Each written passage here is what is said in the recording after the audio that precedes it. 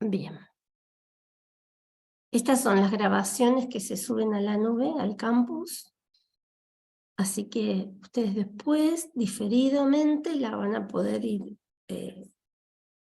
si quieren, repasar. Bueno, esto ya lo vimos, pero de todo esto me quedaba por contarles algo.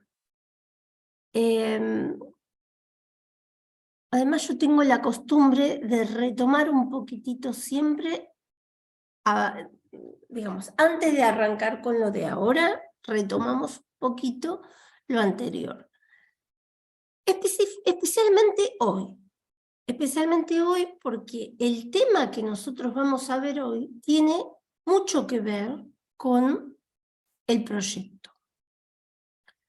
En realidad se basa en el proyecto, se basa en, precisamente, ¿se acuerdan que habíamos visto? Vivencia de satisfacción y vivencia de dolor. Yo les había dicho que esta vivencia deja un saldo, un importantísimo saldo.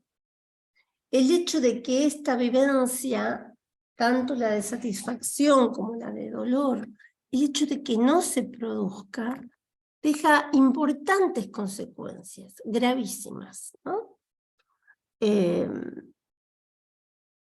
Entonces, en realidad la vivencia de dolor siempre se produce. El problema es qué pasa cuando desde la vivencia de satisfacción no se puede empezar a anudar algo de ese quantum de afecto que queda como traumático. La vivencia de dolor, yo les había explicado que da como consecuencia, ¿qué cosa? ¿Cuál era digamos, el saldo de la vivencia de dolor? ¿Se acuerdan?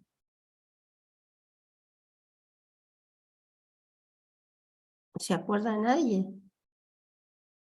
Yo les había dicho que en la vivencia de satisfacción había un resto. En la vivencia de dolor había otro resto. Bueno, hoy vamos a trabajar con ambos restos. El saldo, acá entra más gente. El saldo de la vivencia de satisfacción es el deseo.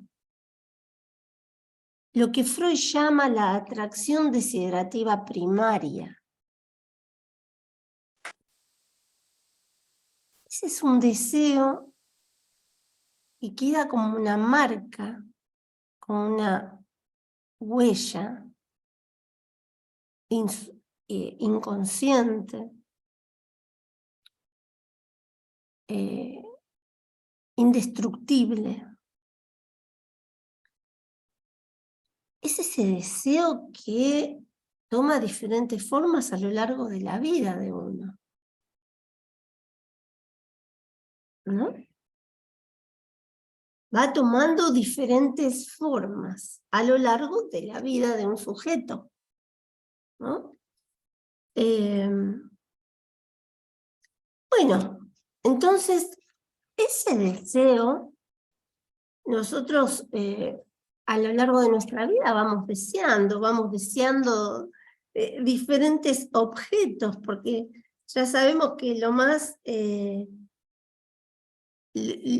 hay más gente. Ya sabemos que lo menos fijo es el objeto, lo menos fijo de la pulsión, no hay un objeto predeterminado para la pulsión, ¿no? Entonces, hoy deseamos una cosa, mañana deseamos otra. Ahora, en la base del deseo está ese objeto perdido, pero no perdido porque, lo perdí contingentemente, sino perdido por estructura, irrecuperable. Entonces, al ser algo perdido por estructura, es algo que empuja a desear siempre. Es ese objeto siempre buscado, pero jamás hallado, por más que nos empeñemos, ¿no? Entonces, entiendan esto como algo mítico, no la vivencia en sí, es decir, la vivencia no es que puede faltar, ¿no? Pero lo que considero mítico es el hecho de que por estructura hay algo perdido, ¿no? Ese objeto de la satisfacción. Ese objeto que una primera forma de recuperación que uno encuentra es a través de la satisfacción alucinada, ¿no? Pero Freud, ¿qué nos dice? Dice, bueno, sí, primero el bebito alucina el pecho, alucina la satisfacción, pero en determinado momento, por más que la alucine, como acuérdense que lo que vimos con el proyecto era que se trataba de una fuerza constante, ¿no? Por más que la alucine, no se satisface. Porque la pulsión, en este caso el hambre como estímulo endógeno, va a seguir pulsando desde adentro. Entonces, por más que alucine el pecho, no se satisface. Pero sí ubiquémoslo como una primera forma de satisfacción alucinatoria. Acá tengo Irma. A ver, Irma, ¿pudo entrar? Irma González. Irma, ¿estás anotada con ese nombre? Porque es la primera vez que me apareces en la lista. Buen día, sí estoy anotada, así con ese nombre. Pero mi Ah, correo es Yoayu, Paraguay. sí, sí, sí, ahora sí. Entonces Sí, sí, pero es la primera vez que entras hoy. creo que ya estuve antes, tal vez una vez. Bueno, listo, bienvenida entonces. Gracias. Les saludo desde Paraguay. Bueno, un gusto. Bueno, entonces, retomamos acá la cuestión del deseo. Entonces, ubiquemos el deseo como resto de la vivencia de satisfacción. ¿Por qué es tan importante para nosotros ahora? Porque hoy vamos a ver, por un lado, la carta 52, en articulación con, eh, con el tema de interpretación de los sueños. Así que la idea es hoy poder hacer como una articulación entre ambos textos, ¿no? Bien, entonces, voy a pasar un poquito estas diapositivas, que todo esto ya lo vimos la semana pasada.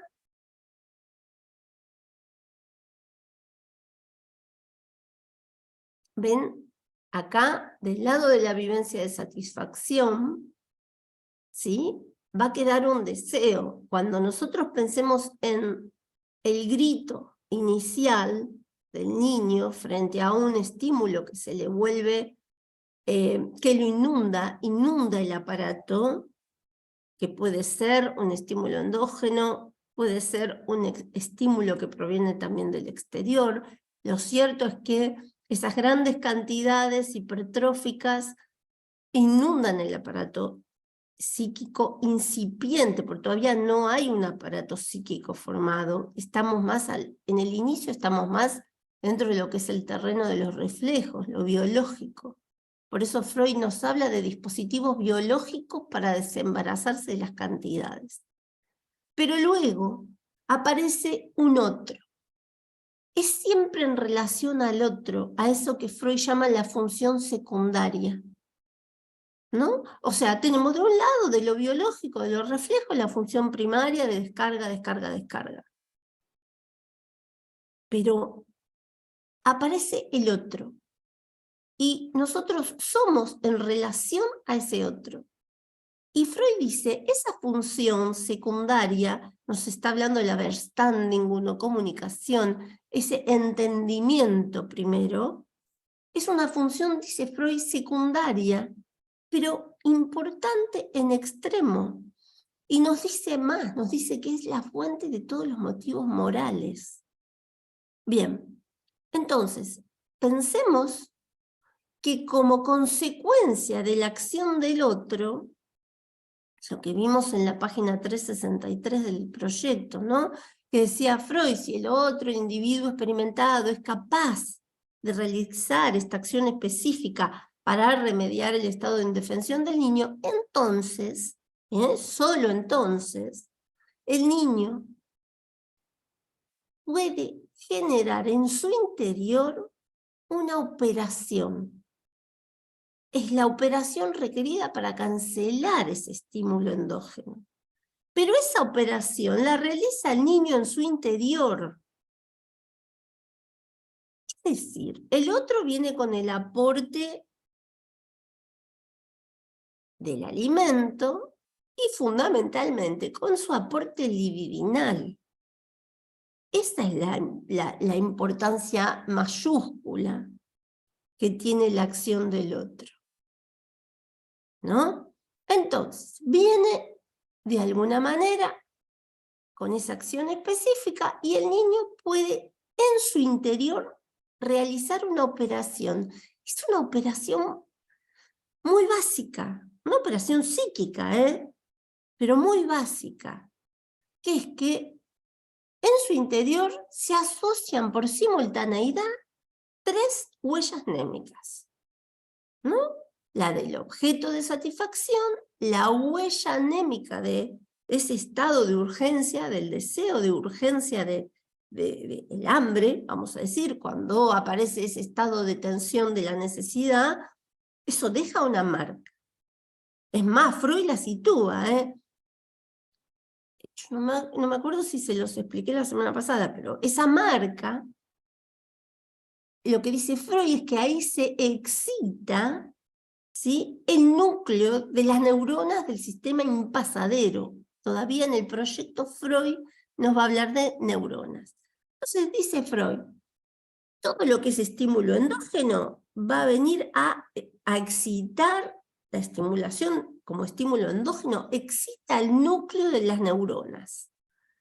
El resto de las huellas que tienen que ver con más las de la percepción, por ejemplo, la huella del objeto de satisfacción, o las huellas de, por ahí, la percepción, se me ocurre, proprioceptiva, ¿no? De que el niño empieza a sentir el líquido que entra por su boca, ¿no?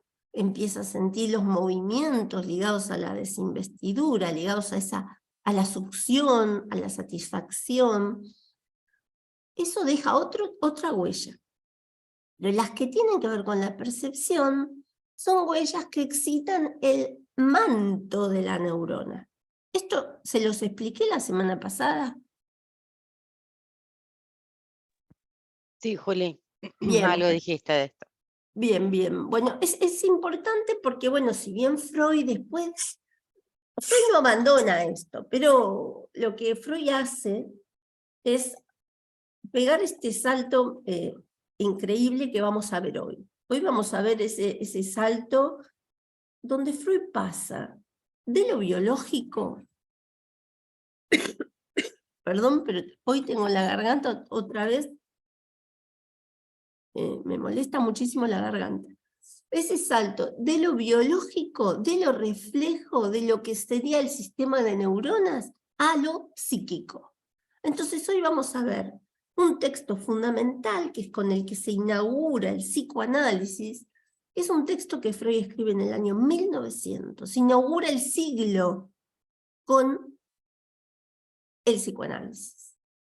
Hasta el proyecto todavía no podemos decir que era psicoanálisis propiamente dicho, pero a partir de la interpretación de los sueños, se inaugura el psicoanálisis como tal. Porque acá ya no nos va a hablar de neuronas, nos va a estar hablando de procesos psíquicos. y nos va a estar hablando de un inconsciente que tiene una legalidad. Ya no de núcleo, de manto, de la célula, no. Bueno, entonces, bueno, tenemos una consecuencia de la aparición de ese otro auxiliador, que es que el niño se va a empezar, a partir de esta función secundaria de understanding, de comunicación, el niño se va a empezar a dirigir al otro. ¿Cuándo? Cuando sobrevenga su estado de necesidad. Y va a empezar a llamarlo con un llanto. Es decir, el llanto del bebito recién nacido no es el mismo llanto del bebé que ya pasó por la experiencia de satisfacción. ¿Se entiende esta diferencia? Porque ese segundo llanto está articulado ya a un otro. Ya nada es igual. Porque ahí podemos decir, se pierde la connaturalidad, se pierde lo que sería el ordenamiento biológico, instintivo, si quieren. No nos podemos empezar, o sea, ya no nos guiamos como los animalitos sí se guían por esa cuestión preformada instintivamente, ¿no? No hace falta que al animalito le venga a enseñar a nadie. Se improntan, es verdad que se improntan con la mamá pata y los patitos, todas esas experiencias de Conrad Lorenz, todo eso, sí, pero en el niño hay otra operación distintiva en el humano, vamos a decir, que es que tiene con el otro esta primera comunicación y a partir de ahí el niño puede empezar a convertir ese grito reflejo, ese llanto reflejo, en un llamado. Y acá hay una diferencia fundamental. ¿Por qué nos interesa muchísimo a nosotros especialmente? Porque nosotros vamos a poder constatar en muchos casos, en la patología más grave, que falta esta dimensión de llamado al otro. Falta, ¿sí? Falta o está, vamos a decir, accidentada, ¿no? Bien. Bueno. Acá teníamos los sistemas de neuronas. Los quiero repasar un poquito porque hoy algo de esto vamos a ver.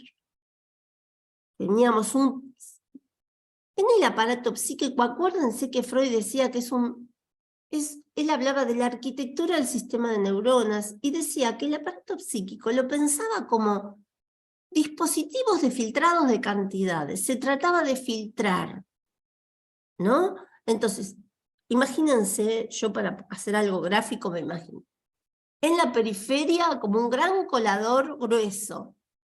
A medida que nos acercamos, el colador se va haciendo cada vez más, se va afinando, ¿no? Entonces pasa cada vez menos. Bien. En la periferia tenemos el sistema pasadero, que es el que tiene que ver con el mundo exterior, ¿no? De ese sistema pasadero es cierto que llegan noticias al sistema impasadero, cocientes de esas grandes cantidades que vienen del mundo exterior, ¿no? Y a su vez, el sistema percepción capta algo de este movimiento en estos dos sistemas, en el más periférico y en el más profundo. El impasadero es donde quedan las huellas, ¿eh? El impasadero es el sistema que en adelante ahora lo vamos a trabajar más, pero cuando hablemos de huellas némicas, acuérdense que estas huellas se sitúan en el sistema impasadero, ¿eh? Y el percepción lo que hace es capta Y de esas cualidades se queda con una, perdón, de esas cantidades se va a quedar con una cualidad. El devenir consciente, ¿sí? Es precisamente la aparición de una cualidad respecto de algo que antes era una cantidad. Como si se operara una cierta transformación, como si se operara una traducción. De lo que era cantidad, ahora va a venir una cualidad. Es decir, va a perder el peso enorme que significa una cantidad. Ahora es una cualidad. Bien.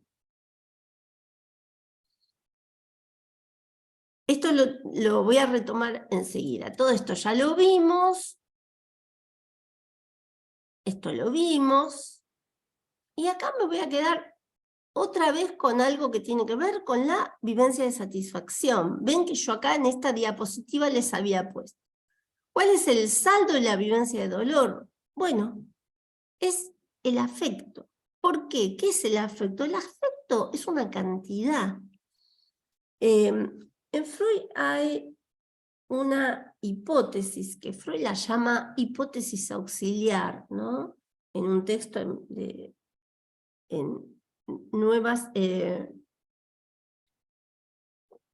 las neuropsicosis de defensa y las nuevas puntualizaciones sobre las neuropsicosis de defensa. Es un texto también de estos años, 1893-1896, respectivamente. En este texto Freud nos habla de una hipótesis auxiliar. ¿Y qué nos dice? Nos dice que en lo psíquico existe algo que es un monto de afecto, que es una cantidad, que tiene la posibilidad de desplazarse, de aumentar, rebajar, descargarse, ¿no? Se hace esta idea, Freud. El punto es que si nosotros tomamos que esa cantidad queda como en más, es para el aparato psíquico vivida como displacer, ¿no? ¿Por qué? Porque el aparato psíquico, justamente, ¿qué les dije antes? Que es un dispositivo cuya función es el rebajamiento de las cantidades. Porque Freud se maneja para este momento con un principio, que es el principio de constancia, que dice que las cantidades tienen que ser lo más bajitas y constantes posibles, porque de otro modo es displacer, o lo que sería peor, dolor. ¿Por qué digo que sería peor? Porque frente al dolor nos defendemos. Y la defensa que deja esta cantidad que, vamos a decir, se vuelve traumática, ¿no? Esta cantidad deja como saldo la defensa primaria. La defensa, Freud dice, rechazo primaria. Hay una acción de repulsión. Es decir, ese objeto, si leyeron la vivencia de satisfacción y la vivencia de dolor, tuvieron que haber leído que Freud nos va a hablar del objeto algógeno, se llama, es el objeto hostil, el objeto que causó dolor. Entonces, luego, toda vez que algo nos recuerde a ese objeto, se despierta el recuerdo del dolor. Entonces se pone en marcha nuevamente una defensa. Y acá tenemos, si ustedes quieren, vamos para el terreno de la neurosis e incluso de la psicosis, donde, ¿de qué se trata? De defensas. Nos estamos defendiendo, ¿no? Bien. Entonces, el saldo de la vivencia de dolor es el afecto, y es respecto de ese afecto la defensa primaria. El saldo de la vivencia de satisfacción, en cambio, es el deseo. Por un lado, es esta primera articulación, esta primera operación de inscripción en lo psíquico, ¿eh? Y es una inscripción que Freud nos va a hablar de una asociación por simultaneidad. Es decir, en un mismo acto se asocian las huellas de estas tres vivencias que les comentaba antes, ¿no? De la tensión de la necesidad, o sea, el hambre, el recuerdo de la huella del objeto de satisfacción y el recuerdo de la huella de todos los movimientos de desinvestidura ligados a la satisfacción. Todo esto se asocia en un mismo acto, simultáneamente, y esto se va a llamar asociación por simultaneidad.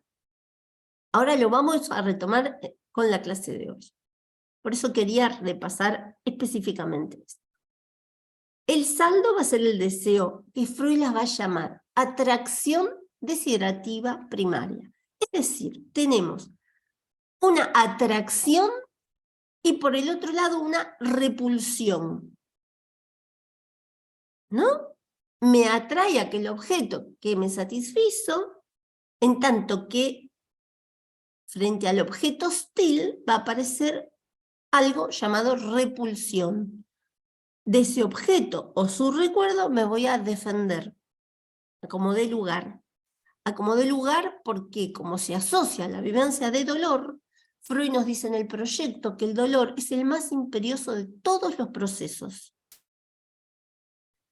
Frente al dolor, dice que es como que nos traspasa como un rayo, ¿no? Es como cuando uno en un estado de dolor absoluto, que nos pidan que demos una clase. Imposible. Nos pidan que pensemos en una cuenta. Imposible. Está uno tomado por el dolor, ¿no? Como dice Freud, todo el dolor del mundo cabe en una muela, ¿no? Verdaderamente, quien haya tenido un fuerte dolor de muela va a poder testimoniar algo de esto. Bueno, entonces, pasamos. Esta es la asociación por simultaneidad. Yo, para hacerlo más gráfico, puse estos dibujitos, ¿no? Por un lado, el registro de la atención de la necesidad. El niño siente en su interior, vamos a decir, en los términos de Freud del proyecto, se excitaría el núcleo de la neurona impasadera. Por otro lado, aparece la imagen movimiento de desinvestidura ligada a la satisfacción, todo lo que es la succión, ya les digo, el pasaje de la leche, todo eso. Y por el otro lado, la imagen recuerdo del objeto satisfaciente. Este objeto, Freud piensa que es el primer recuerdo que se establece, el del objeto pecho. Bien, pero estos dos son imágenes. El otro no es una imagen, es una tensión interna. Estos tres se asocian y dejan como consecuencia de esta asociación, queda una facilitación. Se forma una facilitación. Entonces, la próxima vez que el niño vuelva a tener hambre, automáticamente se van a excitar, se van a poner otra vez en juego la imagen movimiento, la huella de la imagen movimiento y la huella imagen recuerdo. Ahí es que alucina. Y ahora, hoy lo vamos a ver. ¿Ven que acá yo puse una flecha que tiene para adelante y para atrás? Bueno, porque hoy con el esquema del peine, que es un esquema que Freud trabaja en la interpretación de los sueños,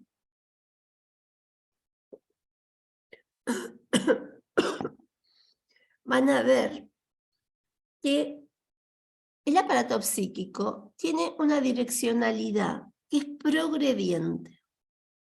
Es decir, en la vida de vigilia, la direccionalidad es de atrás para adelante.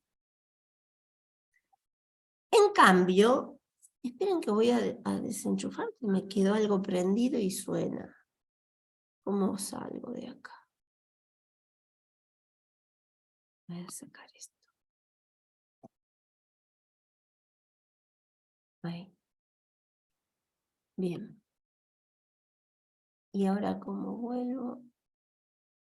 Bueno. Ay, ahora no veo bueno.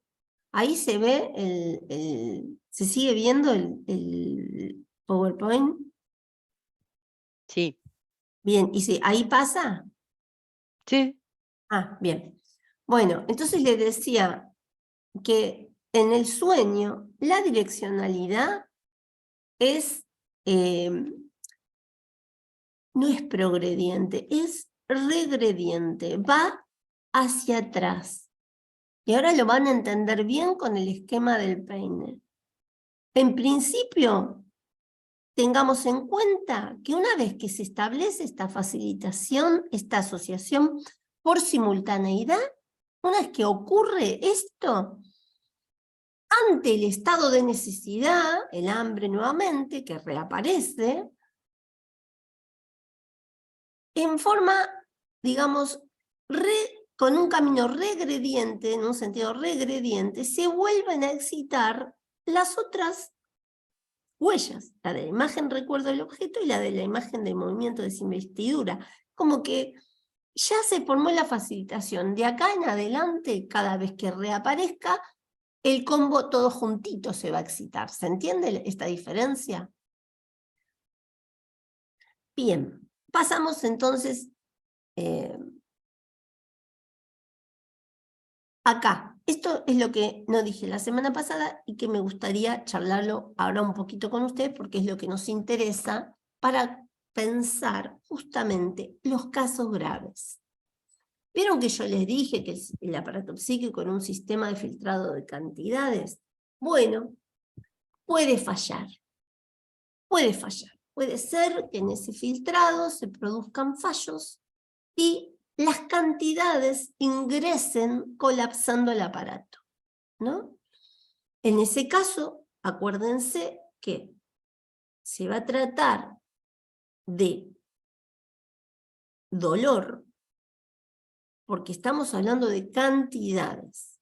Nosotros cuando hablamos de displacer o placer, son sensaciones.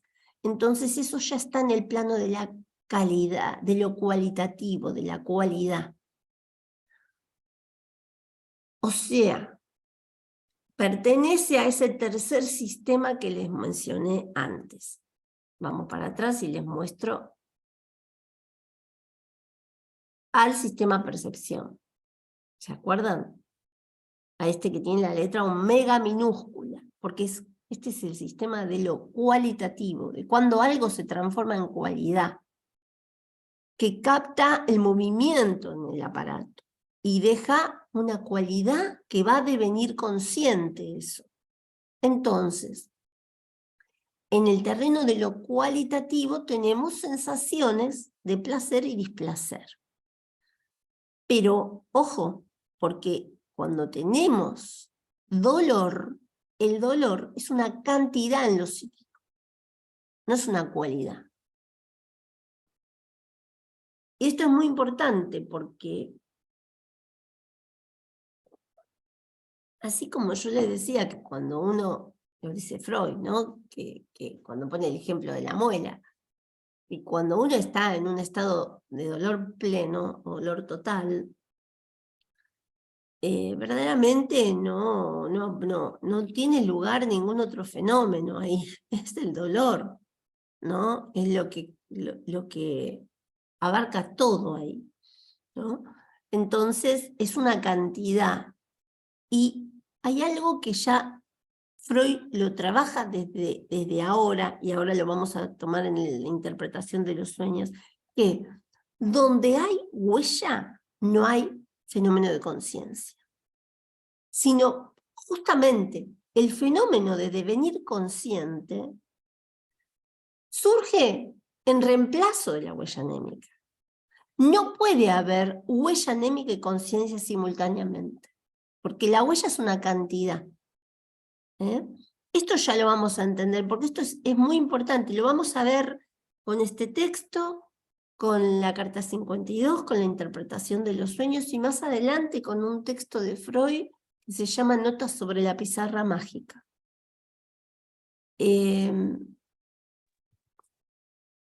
Sigo un poquito. Juli, perdón, sería como o sea, donde hay huella anémica, no hay conciencia, sería como la primera parte de las 3 imágenes del bebé, ¿no? ¿Mm? A ver cómo lo pensarías. Voy a la imagen del bebé. Por- Porque vos decís que en el segundo y en el tercero hay huella, imagen, movimiento y huella, imagen, recuerdo. Digo, para conectar con estas imágenes. El Sí, registro de atención de la necesidad entra, o sea, hay dolor, hay una cantidad exagerada que el aparato psíquico no puede tramitar, entonces no sería consciente. ¿Esto es lo que quisiste decir recién? sí, pero atenta porque también las otras dos son huellas némicas. ¿Eh? Ah, ok, Las ok. otras dos también son huellas némicas, de manera que lo que sí va a poder hacer el aparato, Ujú, te agradezco lo que me decís porque por ahí es más gráfico. Eh, Estas son 3 huellas némicas. ujú, Lo que pasa que una depende de la excitación del núcleo de la neurona y las otras dos del manto. Entonces, pero las 3 son huellas. De esto queda una huella. La huella que queda no es de una y una, sino que es de esa asociación por simultaneidad. Ah, ok, Pero bien. esa es una huella. Ujú, perfecto, Eh, es una sola, digamos. Es una huella, pero si es huella, no es cualidad. Lo Ujú, que es interesante de esto, que esto, como hay un sistema, que es el sistema llamado percepción, que por otro lado es capaz, vamos a decir, de percibir hacia adentro del aparato y percibe esta huella de asociación por simultaneidad, de esto que transforma, a esto lo transforma en una vivencia de satisfacción. Y acá ujú, aparece el pasaje del principio de constancia al principio de placer. ujú, ¿Por qué? Porque la lectura cualitativa de todo esto es que se produjo una experiencia de placer. ujú, En realidad, como la llamaba Freud al principio, placer-displacer.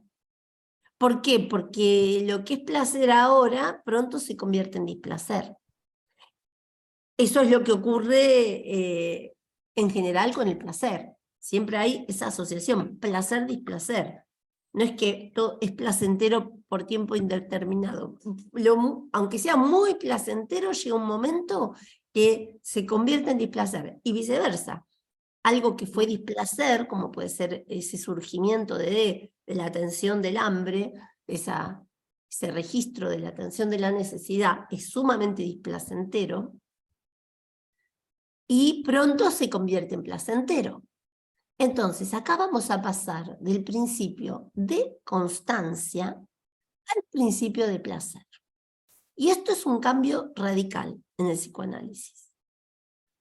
Em, Porque, Perdón, y ahí te pregunto algo, perdón que te sí, sí, interrumpa, porque si no, no me pierdo en la idea. Si, si no hay esta, o sea, hay vivencia de dolor, no existe esa vivencia de satisfacción porque el objeto no está o porque no, no, no lo satisface, o sea, no satisface esa tensión de la necesidad. Eh, ¿Se da esto también? claro, y ahí ¿qué quedaría? Nos En la quedaría, defensa primaria. exactamente, nos quedaría el registro de la atención de la necesidad y en tal caso el objeto hostil, Ujú, o quedaría algún cierto fracaso en esta primera huella, en ujú, esta primera asociación, ujú, ok. que en general lo que quedaría sería quizás algo, en vez de ser más ligado al deseo, más ligado al rechazo, Ujú, ¿no? bien. No sabemos en qué punto se dio el fracaso o el fallo, Ujú, pero uno sí puede conjeturar que algo de toda esta vivencia de satisfacción algo no se produjo. Ujú. Porque Bien. fundamentalmente con lo que nos vamos a encontrar nosotros es con el resto, con ese saldo que queda de la vivencia, ya sea en la forma de rechazo al otro, de rechazo al mundo exterior, de rechazo a los objetos que vienen del otro, ¿no? De vivir al otro como amenazante. Ahí tienen bien la marca del rechazo. O, por el contrario, el deseo. Un niño, un bebito que empieza a sonreír, a explorar el mundo, a interesarse por la cara de la mamá, la cara de los demás, a querer ver, son esos niños que entran al consultorio y quieren explorarlo todo y tocan y se interesan por los objetos. Ahí uno puede advertir cierta cualidad deseante en el niño, ¿no? En contraposición a niños que se muestran con una rigidez que parecería que no les interesa el mundo objetal, vale decir, el mundo de los objetos. Nosotros como personas, para el psicoanálisis, también somos objetos. Los otros son objetos, objeto sexual, objeto de interés, objeto que viene a remediar el estado de insatisfacción, ¿no? Entonces, quedaría, sí, es importante por ahí esto que vos mencionás y te agradezco porque acuérdense que esta asociación por simultaneidad se asocian 3 huellas. Esa asociación forma una, por eso es una facilitación. Donde había 3, ahora hay una que involucra a las 3. Bien. Entonces, respecto de la alucinación, Freud dice que muy pronto, cuando el niño se da cuenta que alucinando no se satisface, aparece el desengaño. Entonces, cuando aparece el desengaño, ¿qué significa? Significa que ese combo que vimos atrás, esas 3 imágenes que aparecen como, vamos a decir, investidas, ahora van a tener que coincidir con la percepción directa del objeto en el mundo exterior. Entonces, esto es muy importante, porque se empieza a investir el mundo exterior. Empieza a haber un interés por el afuera, el afuera y más inmediato, porque acá, por ahí, piensen que el niño en sus inicios no tiene nada diferenciado, ese adentro, afuera, yo, no yo. Esto es muy importante señalarlo porque uno no nace con un yo. Como no nacemos con un cuerpo, esto ya lo vamos a ver. Esto se va creando, se va construyendo, constituyendo la palabra. De la misma manera, el adentro y el afuera, el yo y el no yo, se va constituyendo. Pero es importante esto que dice Freud, ¿no? Que a poco de vivir esa satisfacción alucinatoria, se da cuenta, advierte que sigue con ese estado de tensión de la necesidad y entonces se desengaña. Él le pone ese nombre.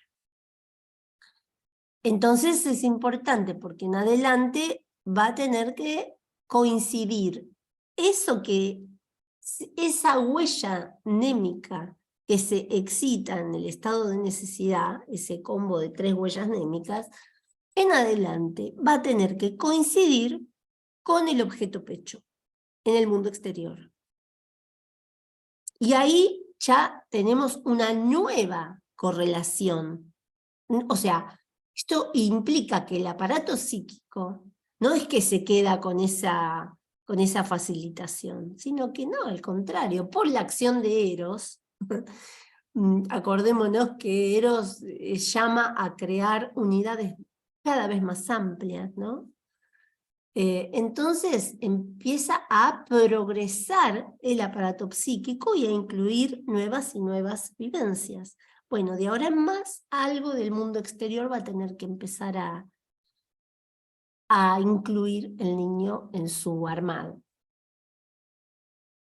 Bueno, entonces, pensemos qué ocurre en el autismo. Parece que lo tenemos que tratar de, a mí me parece, ¿no? Como ubicar del lado de esta vivencia de dolor, porque con lo que nos encontramos, con presentaciones clínicas que parecerían estar defendiéndose constantemente, rechazando lo exterior al otro, la palabra del otro, rechazando la mirada del otro, ¿no? Los niños que o no te miran o te miran con el rabillo del ojo porque te esquivan la mirada directa, o se tapan los oídos frente a cualquier estimulación que venga del afuera o del otro, ¿no? Entonces, me pareció a mí interesante pensarlo como una defensa primitiva.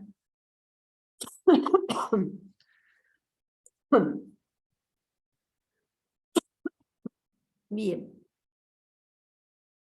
Y aparte, que tenemos que el niño autista, ¿se acuerdan que vimos que había una función primaria y una función secundaria? La función secundaria les situaba que era esto que Freud llama la Verständigung, y la función primaria, en cambio, era desembarazarse de los estímulos como sea. El prototipo de función primaria es el reflejo, es decir, me viene una luz a la cara, cierro los ojos. Se me acerca un fuego en la mano, corro la mano, de manera refleja. Vamos a decir, acá no hace falta ningún armado psíquico, sino que con el bagaje reflejo que poseemos, ya nos desembarazamos de esos estímulos externos. Esa función de descarga de estímulos externos se llama función primaria. Efectivamente es primario, es como muy reflejo. Entonces, algo que me parece que tenemos que empezar a pensar frente a la función secundaria, que era esta del entendimiento con el otro auxiliador, tenemos en el autismo que esa función secundaria no parece tener demasiado lugar, y el niño va a estar perseverando en su intento de deshacerse de las cantidades y lo va a tratar de hacer con el único modelo que conoce, que es el biológico, el modelo de la función primaria. La macana es que, como dice Freud, para desembarazarnos del estímulo endógeno, o sea, de las pulsiones, con las respuestas motoras o la respuesta de huida, no alcanza. O la descarga, ¿no? El grito, el llanto, por más que llore, el estímulo endógeno va a seguir estando. Entonces, ¿por qué va a seguir estando? Porque el estímulo endógeno es una fuerza constante. Esto lo vamos a ver cuando veamos pulsiones y destinos de pulsión. Y lo dice Freud en las primeras páginas del libro, ¿no? Cuando él diferencia estímulo de pulsión. El estímulo, la pulsión, dice, es un estímulo para lo psíquico, pero el estímulo externo, es una fuerza de choque. Por eso podemos sustraernos de esa fuerza de choque. Podemos huir, por ejemplo. Cerrar los ojos frente a una luz muy fuerte, etc. Pero en cambio el estímulo endógeno es una fuerza constante. Y esto tiene muchísimas consecuencias. ¿Por qué? Si no se constituye la posibilidad de tramitar psíquicamente estos estímulos, es decir, gracias a que la vivencia de satisfacción tuvo por resultado que el niño fuera capaz de consumar en su interior esa acción requerida para cancelar el estímulo endógeno, como dice Freud en el proyecto, si eso no ocurre, el niño se va a quedar tratando de desembarazarse de los estímulos, ya sean los externos o los endógenos, con el único método que conoce, que es el reflejo, ¿no?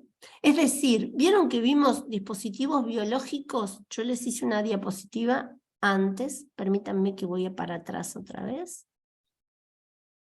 Yo les hice esta primera diapositiva. Cuando hablamos de la arquitectura del sistema de neuronas, tuvimos dispositivos biológicos para desembarazarse de las cantidades, ¿sí? Acá tenemos el apartamiento y la descarga, ¿no? Descargar o huir. Pero estos dispositivos biológicos, pensémoslo como lo más primario. Acá estaría situada la función primaria. Después, cuando sobreviene la función secundaria, el entendimiento, ya vamos a encontrarnos, conforme el principio de constancia, con que el aparato psíquico va a querer rebajar las cantidades, pero no va a deshacerse de todas las cantidades. Por una simple razón, porque si nosotros nos estuviésemos deshaciendo de todas las cantidades desde el primer momento, no habría aparato psíquico, ¿no? Porque no habría ni siquiera fijación de huella, ¿no? No habría justamente nada, sería un entrar y salir permanente de estímulo. En cambio, frente a los dispositivos biológicos, que son descargar todo, hay otros dispositivos que son los psíquicos. Entonces, estos llamados sistemas, impasadero, todos estos sistemas que estuvimos estudiando, son dispositivos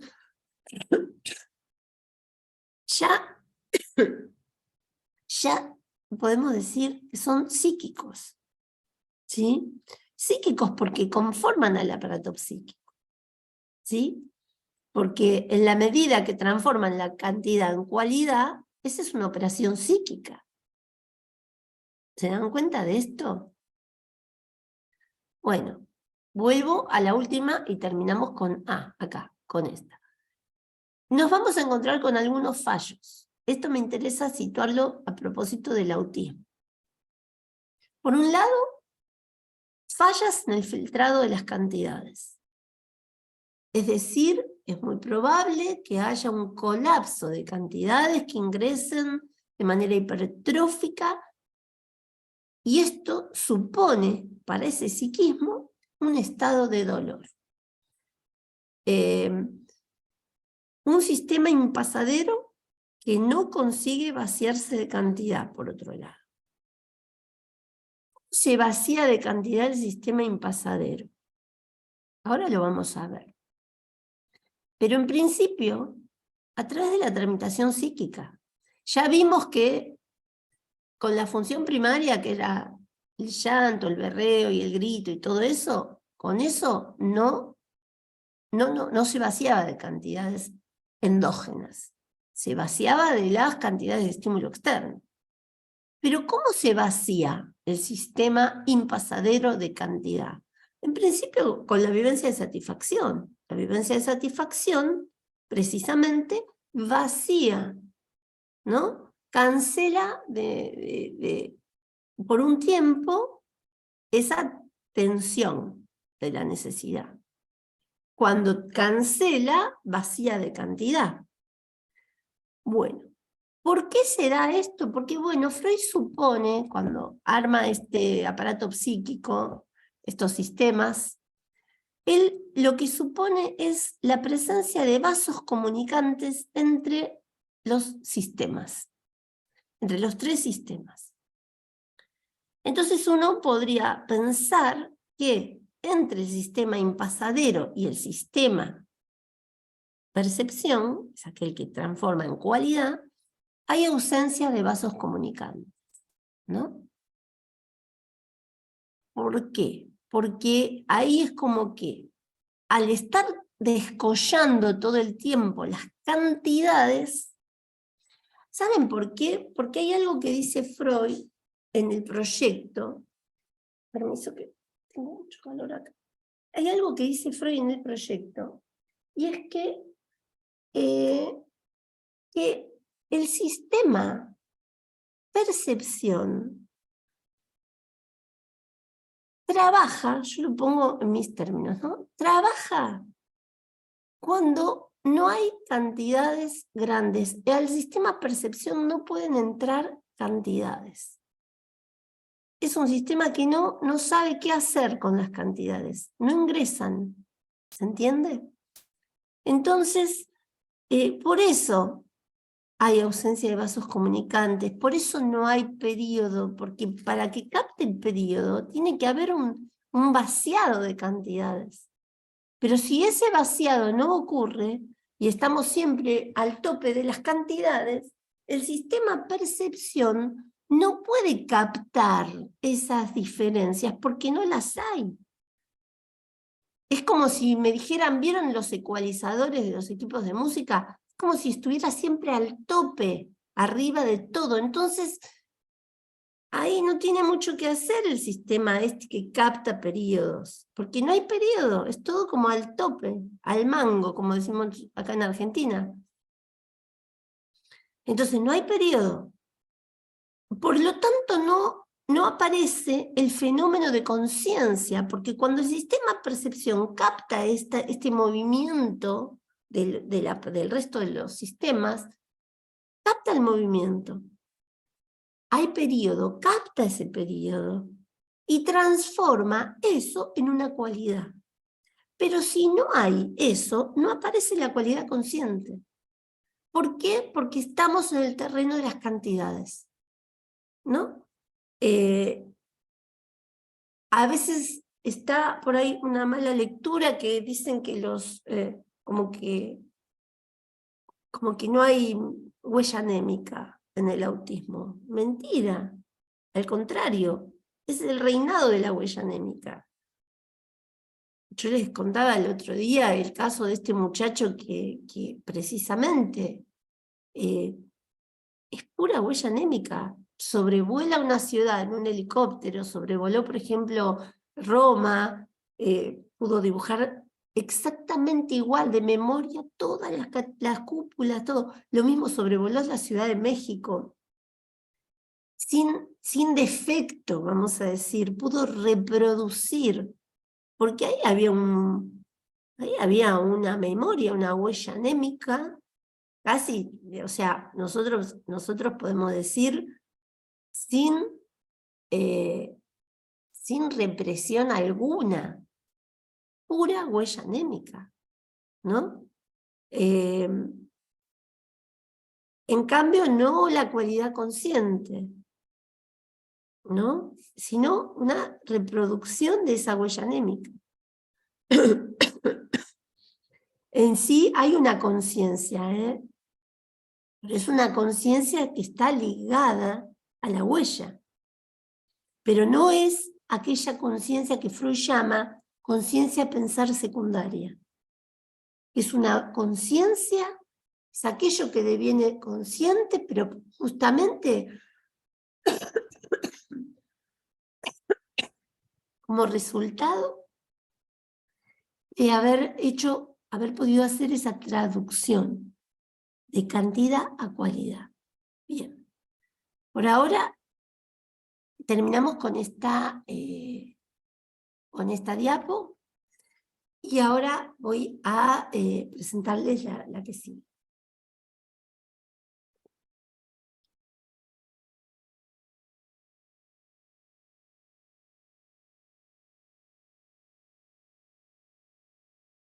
Bien.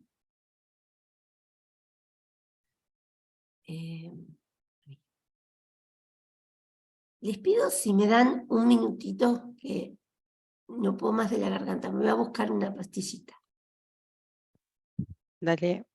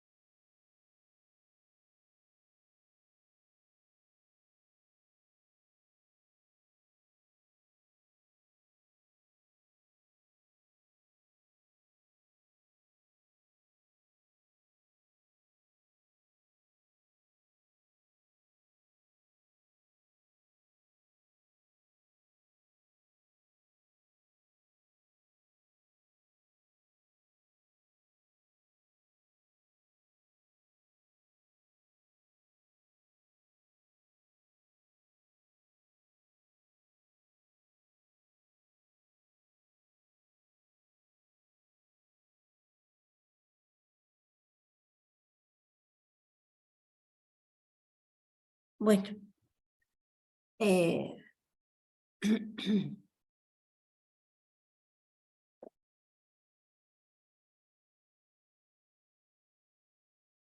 Vamos a compartir otra pantalla ahora. Esto lo saco.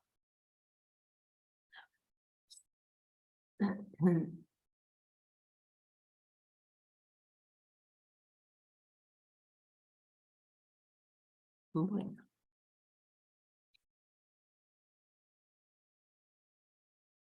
Compartimos y vamos a compartir esta pantalla. Bueno, vamos a empezar con este texto que es la carta 52. ¿Alguno lo leyó este texto alguna vez? ¿Alguien sabe de qué trata esta carta? Yo creo que alguna vez lo leí, pero la verdad que no me acuerdo de qué se trata.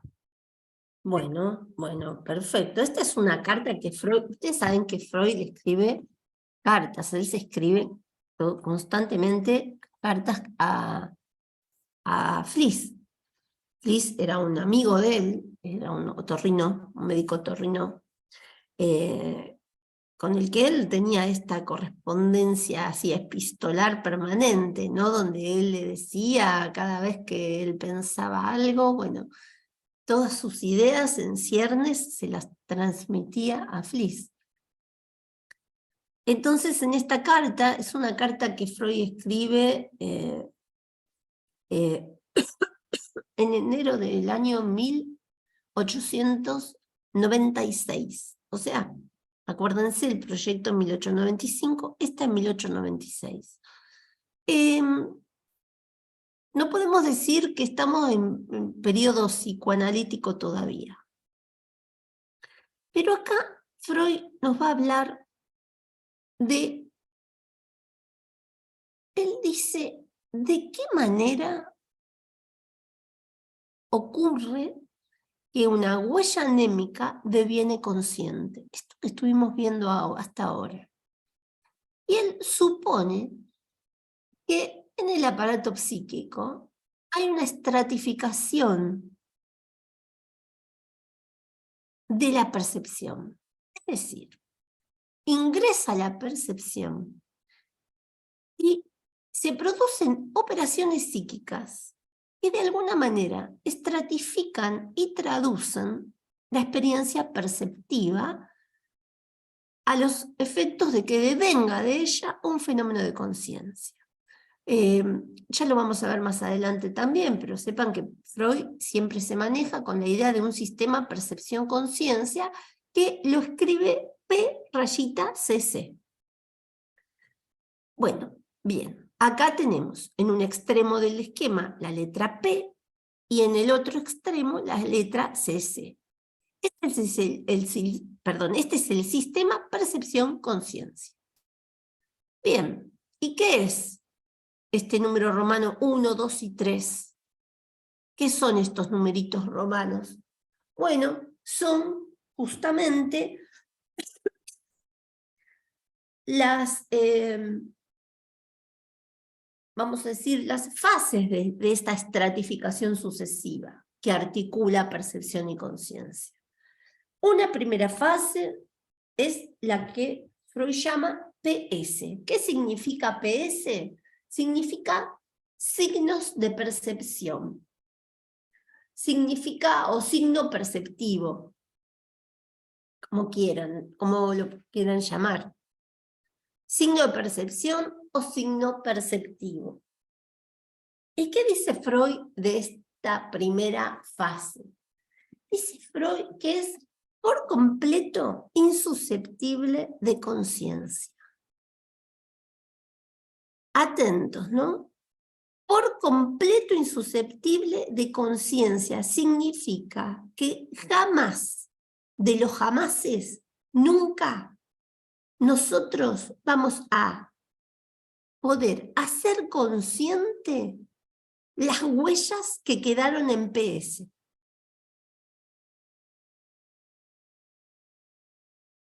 ¿Y saben qué huellas quedaron en PS? Las que vimos nosotros hace un ratito, las de la asociación por simultaneidad, por ejemplo. Porque él dice que en PS las asociaciones son por simultaneidad.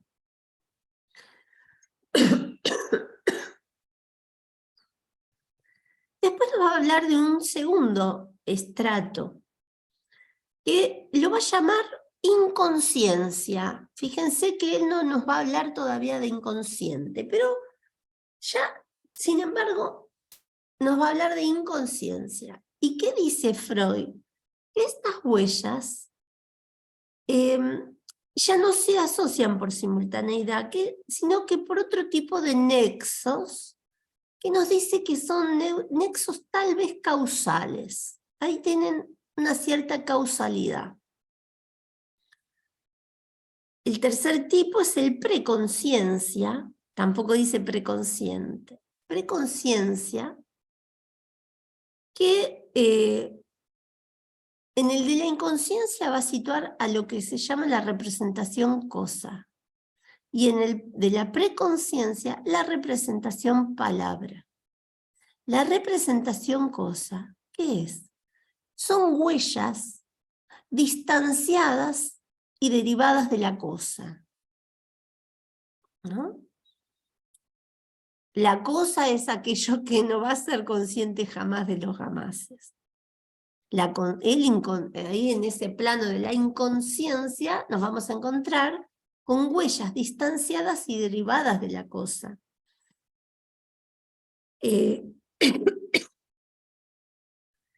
Y en preconciencia nos encontramos con la representación palabra, ¿no?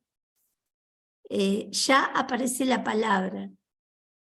Esta sí, respecto de la inconsciencia, él dice que son huellas inasequibles a la conciencia. El hecho de que sean inasequibles no quiere decir que son por completo insusceptibles de conciencia como las del estrato PS, sino que son inasequibles, vamos a decir, les cuesta llegar a hacerse conscientes, no son fácilmente, no van a devenir conscientes con facilidad, son inasequibles, pero sí por ciertos rodeos y pasando por la preconciencia pueden llegar a devenir conscientes. La preconciencia, como aparece la representación palabra, está mucho más ligada a nuestro yo. Y casi, vamos a decir, en el umbral, casi en la puerta de entrada de la conciencia. La conciencia que tenemos acá es la conciencia pensar secundaria, es lo que deviene fenómeno de conciencia. Luego de haber hecho todo este derrotero. Este es un caminito. Esta direccionalidad, piensen acá, que tiene una direccionalidad progrediente, pero que hay situaciones de la vida, porque Freud en este texto lo dice, donde dice que puede ser que algo quede como fijado en cierto momento de este caminito, ¿no? En este derrotero puede haber puntos donde algo quede como estancado. Entonces, ese sujeto se va a conducir de manera normal, excepto en ese punto donde Freud dice quedan relictos, existen relictos. En relación a eso que queda como anclado en cierta fase, ahí se va a manejar con las leyes más arcaicas. A medida que progresa el aparato psíquico, las leyes van cambiando. No es lo mismo la legalidad del mundo de la conciencia que la legalidad del inconsciente, ¿no? En el inconsciente, por empezar, ya sabemos, no hay el principio de no contradicción, que sí tenemos en nuestra vida de vigilia. Yo no puedo dar como premisa cierta, como premisa lógica, dos enunciados contradictorios. Porque inmediatamente ustedes ¿qué van a decir? No, te contradecís en lo que decís. Entonces, la vida de la vigilia nos conmina a manejarnos con el principio de no contradicción. Pero en cambio en el inconsciente ese principio no está, no existe. Puedo tener figuraciones hasta contradictorias. Y ahora vamos a ver con la clase que viene que el sueño por excelencia nos muestra que eso ocurre, ¿no? Pura contradicción, no hay lógica en los sueños. Uno no puede buscar en el sueño esa lógica. Bien. Entonces, ya acá, Freud nos plantea una temporalidad en la que dice, puede haber, dice Freud, aparecen relictos. A ver si tengo el libro por acá. No, se los voy a leer.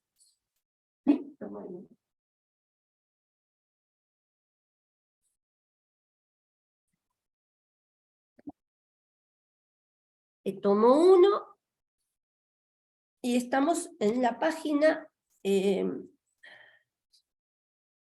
un poquito antes del proyecto, unas cuantas páginas antes del proyecto.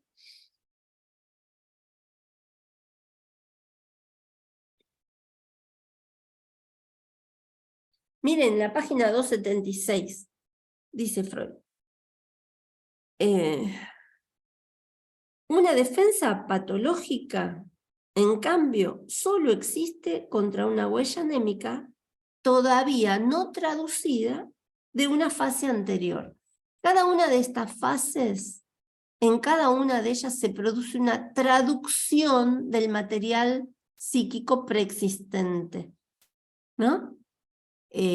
Por eso Freud lo llama retranscripciones, son sucesivas retranscripciones de huellas némicas. La huella anémica se retranscribe, se traduce, ¿no? Pero puede ocurrir que no se produzca la traducción de esa huella némica. Denme, por favor, un minuto y disculpen un segundo. Bueno, ya está. Bien. ¿Qué hice acá? Puede ser que no se traduzca esa huella anémica. Justamente en el estado de la defensa patológica, página 276. Solo existe una defensa patológica, en cambio solo existe contra una huella anémica todavía no traducida de una fase anterior, ¿no?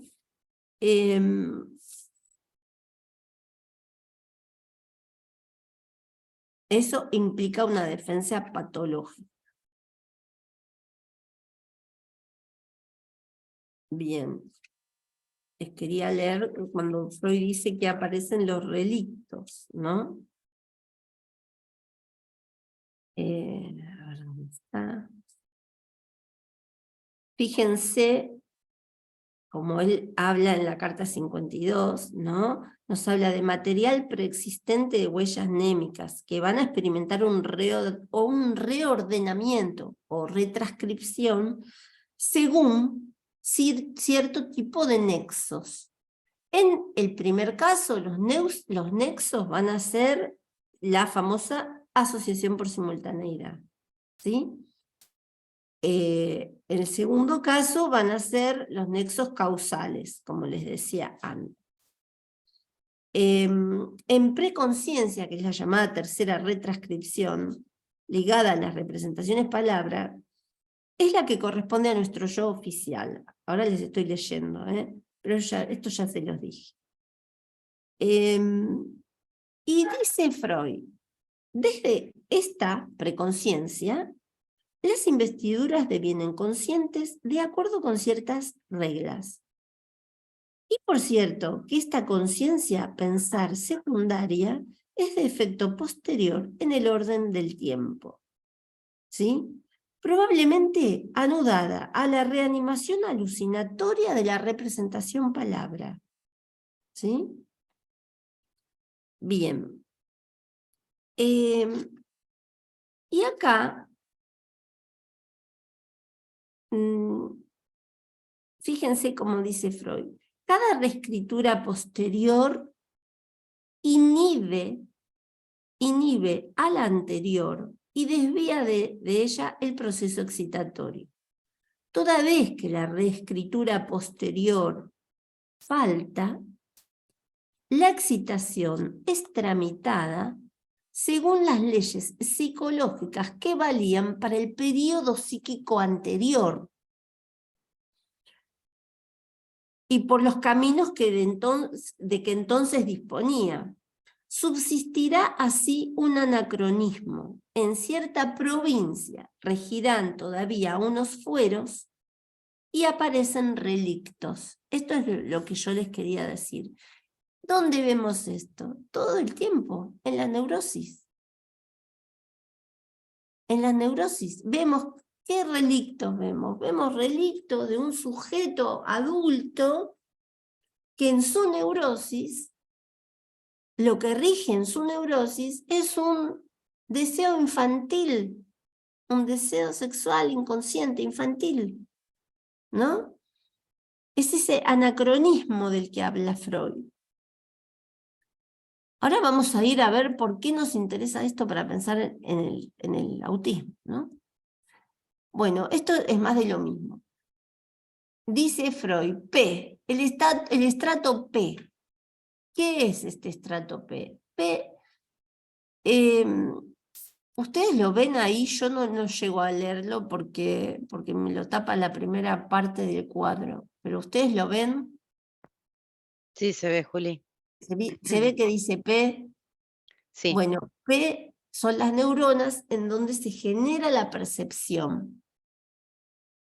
Vamos a pensar este aparato, este individuo, este sujeto, que de pronto aparece una percepción, ¡pum!, toca el psiquismo. Ese es el primer estrato P. Acá yo les hice como un orden, en realidad el orden en el esquema es de izquierda a derecha. Pero bueno, vamos a pensarlo de arriba para abajo. P, entonces, ahí donde se genera la percepción. Uno no puede decir que ahí no hay conciencia, pero la conciencia que aparece ahí es una conciencia inmediata, refleja, ligada a la percepción misma, pero no es el resultado de un procesamiento, sino que es inmediata, una conciencia inmediata. Lo interesante es que si seguimos a los esquemas que daba Freud en el proyecto del sistema pasadero, sabemos que en P no se conserva ninguna huella de lo acontecido. Pero sí se asocia por simultaneidad algo de lo acontecido. El sistema impasadero, acuérdense que ¿qué hacía el sistema impasadero? Presentaba como obstáculos para que no todo sea descargado a cero. Cuando se presenta el obstáculo, ¡pum!, ahí queda la huellita. Es como que presenta un tope. El obstáculo es un tope, un tope a la descarga absoluta, a la descarga total. Y la huella se forma porque hay dentro del sistema impasadero barreras de contacto, barreras contacto, las llama Freud. Es como un tope a la descarga. Algo queda retenido, es la huella anémica. Entonces, las diferentes huellitas anémicas que están ahí se asocian por simultaneidad, ¿sí? Y acá podemos ver el asiento de la vivencia de satisfacción. Ese dibujito que les hice del bebito llorando, bueno, ese dibujito. Ahí tenemos una asociación por simultaneidad. Ahora, esa huella, la huella de esa asociación por simultaneidad, la huella de esa facilitación en términos freudianos, esa como tal es por completo insusceptible de conciencia. Esa es PS, signo de percepción. De esa huella, por mucho psicoanálisis que hagamos, por mucha hipnosis o por mucho lo que sea, o por muchas cámaras que no quieran poner en el cerebro o lo que sea, de esa huella va a ser absolutamente imposible hacerse consciente alguna vez, nunca. Bien, ahora, la otra, la huella corresponde a inconsciencia, ya ahí hay otro tipo de nexos, que dice Freud, que ahí se va a dar una inscripción por analogía o causalidad. Dice Freud, hay otro tipo de nexos que son nexos tal vez causales, dice Freud. Por eso nos habla de inscripción por causalidad o analogía. Quiere decir esto de analogía, que el niño, por ejemplo, va a querer reencontrarse con el objeto pecho. Y dice Freud, va a haber una búsqueda de una identidad de percepción. En búsqueda de encontrarme con lo idéntico, bueno, me encuentro con algo análogo. Y me quedo con lo análogo. Y ahí tenemos la representación cosa. ¿Qué es la representación cosa? Son huellas derivadas de la cosa, efectivamente, pero distintas y distanciadas de la cosa. Por eso es análogo, no es idéntico. Esa es la representación cosa. Huellas distanciadas y derivadas de la cosa. Es inasequible a la conciencia, como les dije antes. Que sea inasequible no quiere decir que nunca va a poder ser consciente, sino que va a tener que dar ciertos rodeos para llegar a la conciencia. Por lo pronto va a tener que poder hacerse preconsciente. En la preconciencia aparece la representación palabra, ¿no? Y las investiduras de lo que es preconciencia, esas sí van a poder devenir conscientes. En la preconciencia se situaría nuestro yo oficial. Y esta conciencia que aparece acá, a lo último, esa es conciencia pensar secundaria. No es la misma conciencia que aparece acá, en P. Esta conciencia inmediata. ¿Se ve el puntero o el puntero no lo ven ustedes? Sí, se ve, Juli. Ah, bien, bien. ¿Ven? Esta conciencia de pensar secundaria no es la misma que acá, ¿eh?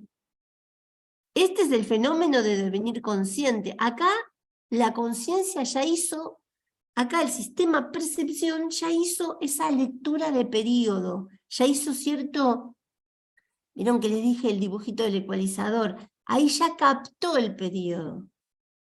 Y acá viene el fenómeno de conciencia como tal.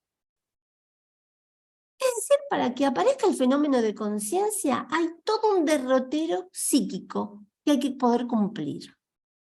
Es como cuando nos presenta Freud esta matriz, esta carta 52, a mí me gusta pensarla como una matriz de inscripción psíquica, ¿no? Donde las huellas se van inscribiendo sucesivamente en diferentes estratos para llegar al fenómeno de conciencia.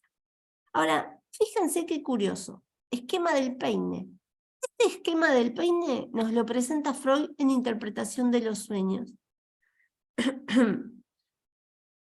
También tienen un primer estrato que es P, percepción, un sistema de huellas némicas, acá. Después Freud pone unos puntitos suspensivos. Acá ya sí nos va a hablar del inconsciente, de lo inconsciente, lo preconsciente y el polo motor. Entonces acá el polo motor es el que coincide con la conciencia de pensar secundaria. Tenemos el polo perceptivo y el polo motor. En esta direccionalidad progrediente, en la interpretación de los sueños dice que la direccionalidad del aparato psíquico en la vigilia es respeta este sentido progrediente. Ahora vamos a ir a ver, en realidad hoy, la semana que viene, ya vamos a arrancar ya directamente con la interpretación de los sueños. ¿Qué se me ocurre pensar respecto de la carta 52 en lo que hace al autismo, ¿no?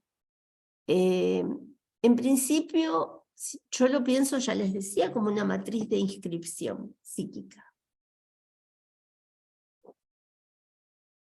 Pero como se produjeron fallas, estos fallos que les comentaba antes, ¿no? Esta falta de conectores entre ambos sistemas, ¿no? Entre los sistemas, en realidad en los tres sistemas, ¿no? Pero esta falla va a comportar fallas también en lo que es el sistema de retranscripciones, ¿no? Entonces, pensemos que todo el campo de las representaciones, ya sea las representaciones en su conjunto, que es el campo simbólico, cuando hablamos de representación cosa y representación palabra, estamos hablando de representaciones. Estamos hablando precisamente de huellas, ya no estamos hablando de huellas, estamos hablando de representaciones. Entonces, esto va a parecer como malogrado, como accidentado, ¿no? Y esto va a tener consecuencias muy graves para la génesis del yo. Como ya les decía antes, al yo se llega. Uno no nace con un yo. El yo se constituye. Nosotros sabemos, a partir de un texto de Freud, de 1923, que es el yo y el ello, sabemos que el yo se construye, se va formando como callosidad del ello. Vamos a decir, al principio es el ello. Pero ojo, porque el yo tiene sus raíces en el ello. Entonces, cuando se llegue el momento de constituir ese yo, obviamente se va a producir con características o con cierta forma anómala, ¿no? ¿Por qué va a aparecer esta consecuencia tóxica, como pongo acá? ¿Por qué? Porque justamente, porque hubo fallas en todo este sistema de transcripciones, de traducción, de eso que impacta en el psiquismo y queda como cantidad, y no puede volverse cualidad. Entonces, es en ese camino que les mostraba antes acá, en este caminito, aparece como una detención, ¿no? La huella anémica, como un anclaje y una dificultad de acceder a los estratos que siguen, a los estratos de traducción que siguen en esta carta 52.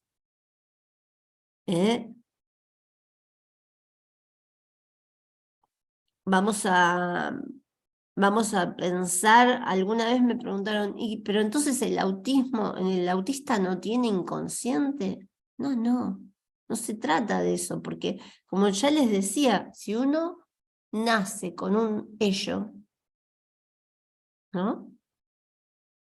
Y sabemos que el ello es el mundo pulsional, es el polo más pulsional, ¿no? El ello no podemos decir que no es inconsciente.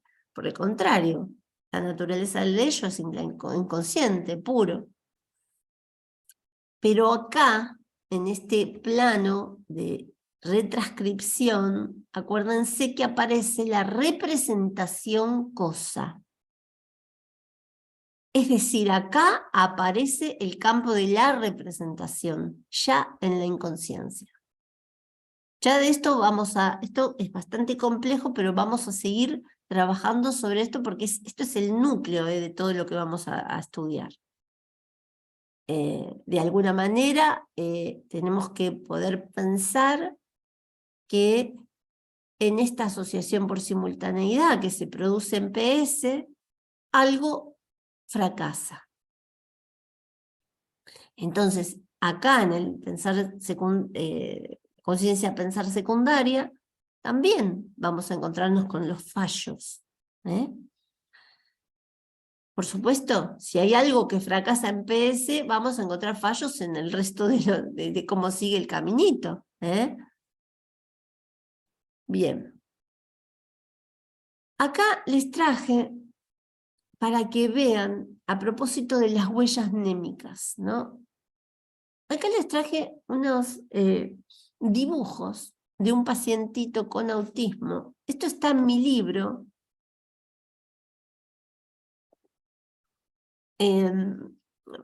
Yo me olvidé de algo que, bueno, me olvidé de presentarme a mí misma.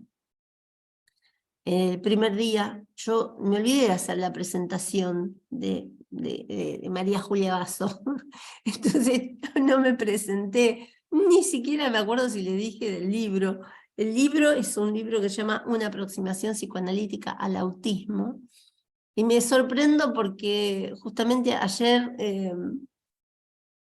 una de las psicólogas que está haciendo la pasantía en el servicio, ni siquiera sabía que yo tenía el libro. Entonces dije, se ve que yo no les dije. Este es un libro que yo hice en el marco de hice una maestría en psicoanálisis. Y luego, en esta maestría, en la defensa oral y pública de esta maestría, bueno, me pidieron, hubo toda una fuerte sugerencia de que de esto haga el libro. Entonces, bueno, me puse a escribir el libro, que fue toda una reescritura del trabajo de maestría. Y bueno, esta es una maestría. Después hice otra maestría también en psicoanálisis, pero esta en la UBA. De esta segunda maestría todavía no terminé la tesis, pero sí tengo prácticamente toda hecha. En este momento estoy con el tema del doctorado, empezando, también en la UBA. Estoy empezando a ver cómo a armar lo que sería el bosquejo de esta nueva, por lo menos esta nueva actividad que estoy por empezar ahora, que es el doctorado. Bueno, otra cosa que por ahí les tengo que contar es que trabajo en el Hospital Elizalde desde antes de recibirme de psicóloga, y me recibí de psicóloga fines del año 92, principios del 93. Así que estoy en el Hospital Elizalde prácticamente desde hace 32 años, ¿no? Porque yo todavía no era psicóloga cuando entré al hospital. Así que, bueno, siempre atendí en consultorios externos, niños que venían con diferentes problemáticas.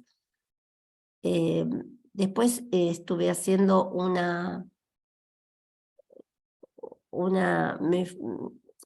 hice todo un trabajo en el Hospital Neuropsiquiátrico José T. Borda, que es un hospital, para los que no son de acá, es un neuropsiquiátrico de adultos, de varones adultos. Entonces hay pacientes fundamentalmente donde yo estuve en servicio, que yo trabajé, estuve varios años ahí también, y en este hospital atendía psicosis, esquizofrenias residuales.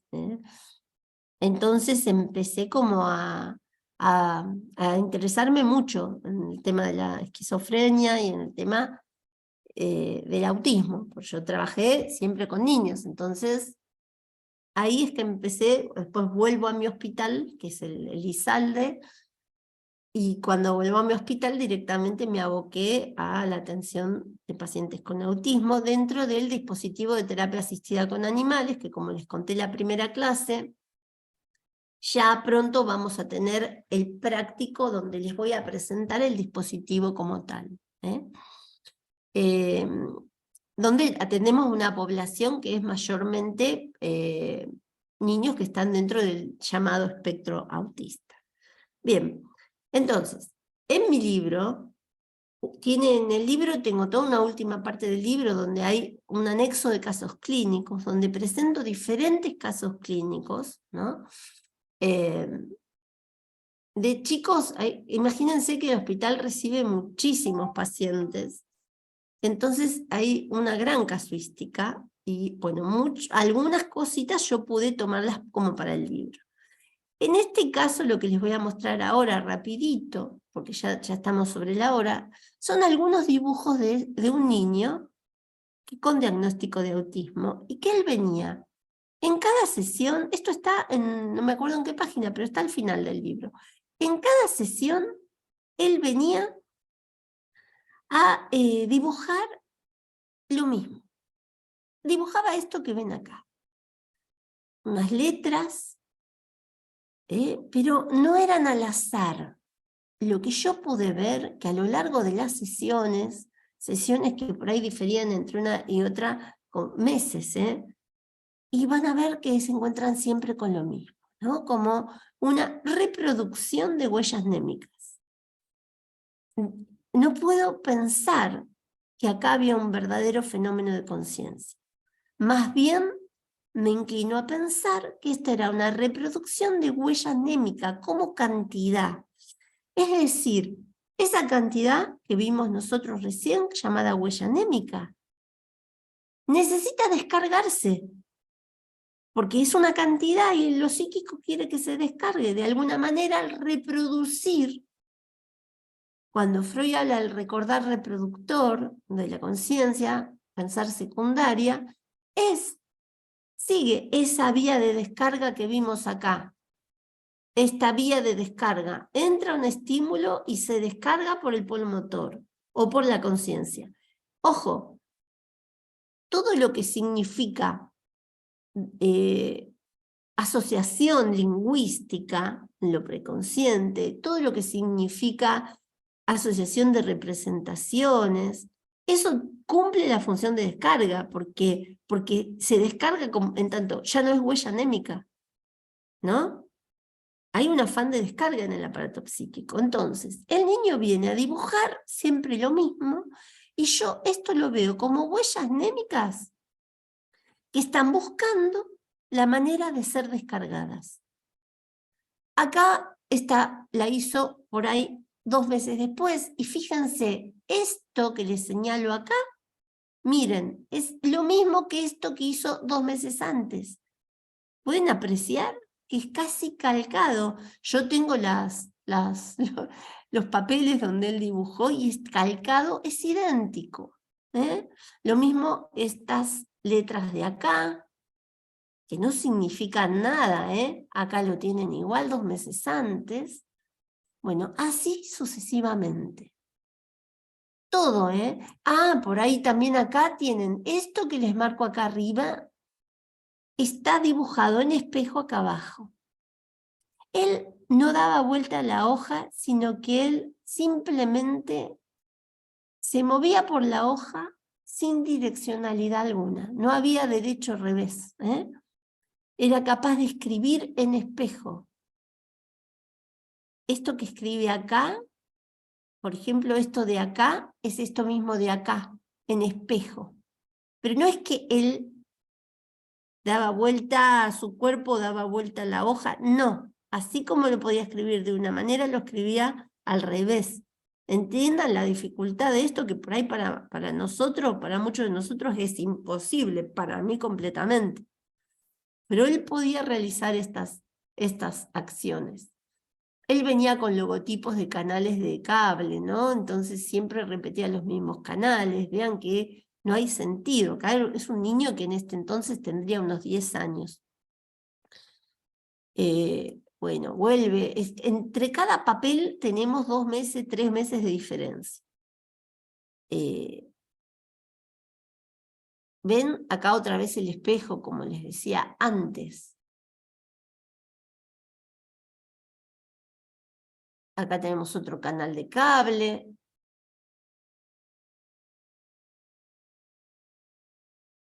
Acá tenemos, en esto que ven acá arriba, fíjense si no es lo mismo que ya les mostré acá. Acá arriba, acá. Y en la primera, acá. O sea, pasaron como 6 meses respecto de la primera. Bueno, ahora él repite siempre esto, este conglomerado de letras que son huellas, pero que no tienen absolutamente despojada de sentido. Acá no había un sentido esa huella anémica. No podemos decir que ahí esa huella representaba algo, no representaba nada. Era una huella como tal.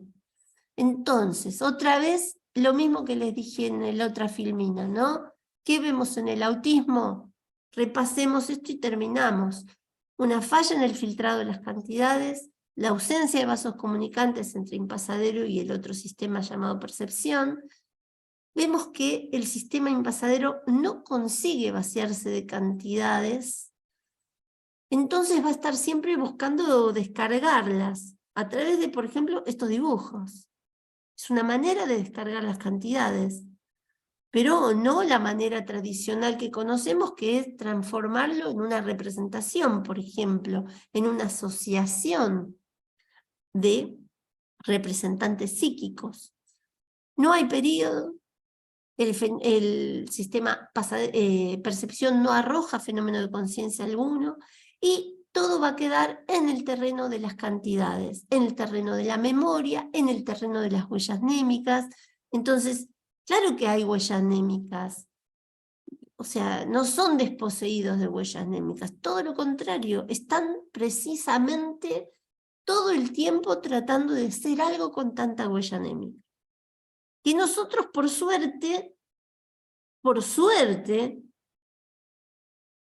pudimos hacer algo con nuestras huellas anémicas. Imagínense el tormento que representaría recordarlo todo a vez, todo el momento.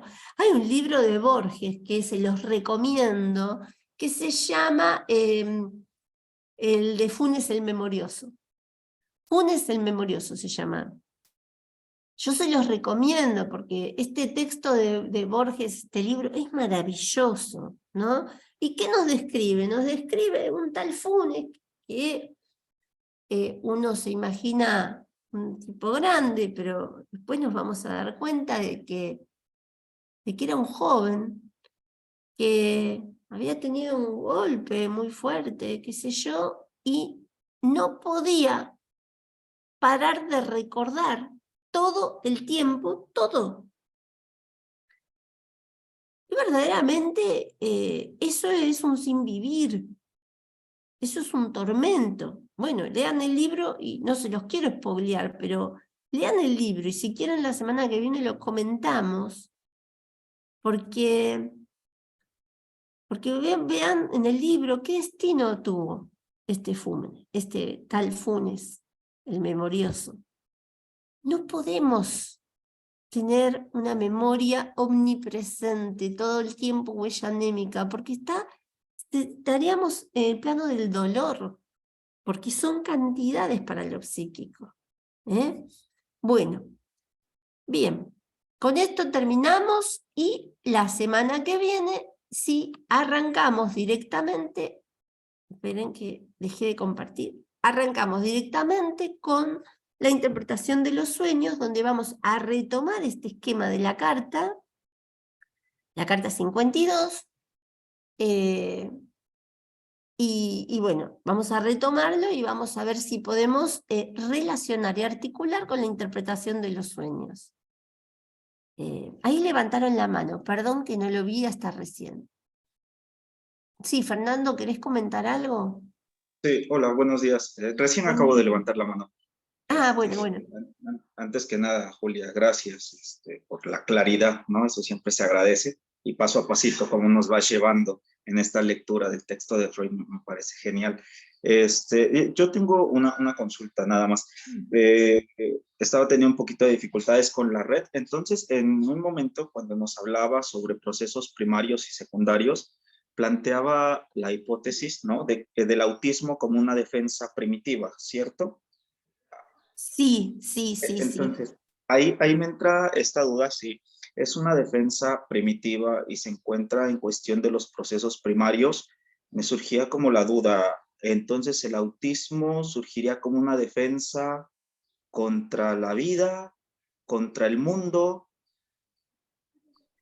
No, yo creo que es una defensa contra las cantidades, contra ese quantum. Freud llama hipótesis, él nos va a hablar de una hipótesis auxiliar, y hay otro texto donde Freud nos va a hablar de la fuente independiente de desprendimiento de displacer. Con esto tenemos como que aprender a vivir. Quiere decir básicamente que hay unos quantum, unas cantidades de estímulo endógenas que son perturbantes para el aparato psíquico. Y por ser perturbantes, son traumáticas. El aparato psíquico eso lo vive como trauma. Entonces, la defensa es contra esas cantidades traumáticas, no es contra el mundo.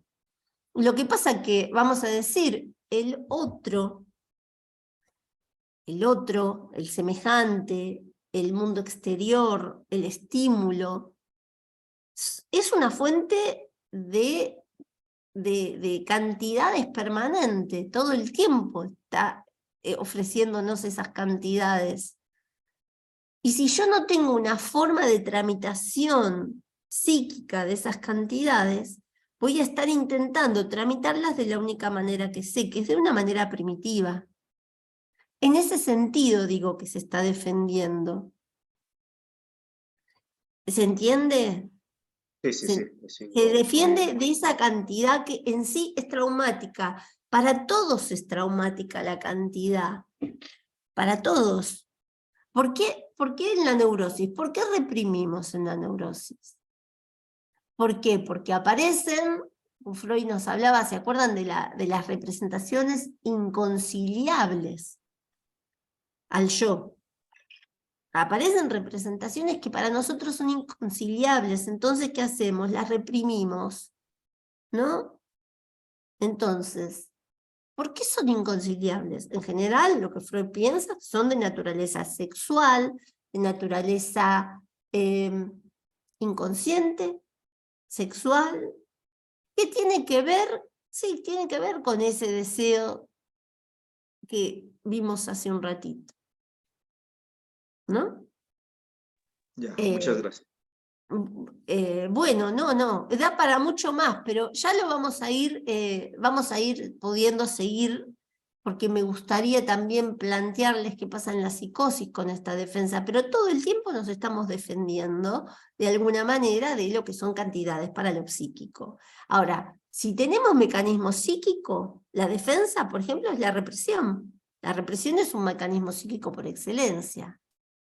El problema es si no aparecen herramientas psíquicas que puedan de alguna manera ligar y procesar de acuerdo a un proceso más secundario, de acuerdo ya no a una defensa tan primaria, ¿no? Cuanto más atrás vamos, más primaria es por ejemplo, la defensa, y bueno, más atrás nos quedamos en ese camino, ¿no? Bueno, no, está bien, espero que te haya aclarado un poco, y bueno, vamos a dejar. Hoy les pido perdón, pero me recontra costó hablar, aunque no se note, pero digo porque hablo, pero hoy me costó mucho la garganta.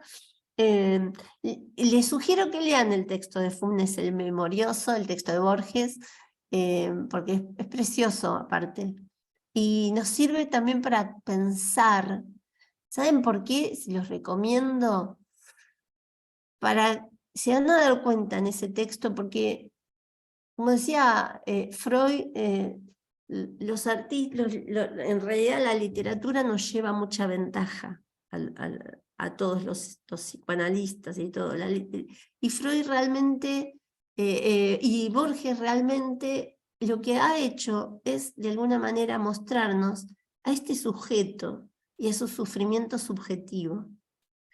Vamos a poder entender qué sufrimiento tiene una persona que no para de recordar, que no puede con sus huellas némicas, no puede con sus huellas némicas, no puede reprimir.